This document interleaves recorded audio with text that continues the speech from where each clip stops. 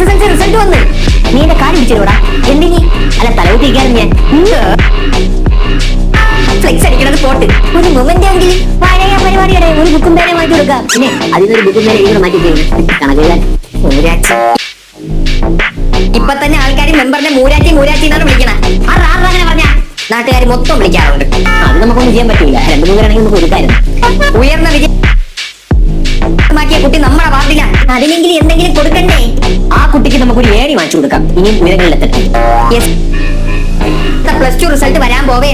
നീ ഇതെന്തേ പറഞ്ഞു? ഇതിനൊക്കെ ഫണ്ട് വേണ്ടേ? ഫണ്ട് ഇല്ലേ? ഫണ്ടുണ്ട്. ആ ഫണ്ട് വെച്ചാൽ എന്റെ പിള്ളേരെ പഠിപ്പിക്കുന്നത് MBBS-കാർ. ഒരു കാര്യം ചെയ്യ്, SSLC പിള്ളേർക്ക് പേന മാത്രം കൊടുത്താൽ മതി. +2 പിള്ളേർക്ക് നമുക്ക് ബുക്ക് കൊടുക്കാം. ഇങ്ങനെയാണെങ്കിൽ മെമ്പർ അധിക കാലം ഈ കസേരയിൽ ഇരിക്കൂല. എനിക്ക് മുണ്ടുടുക്കാനും അറിയാം, മടക്കി കുത്താനും അറിയാം. എന്നാലും നിക്കടാ അറിഞ്ഞൂടല്ലേ.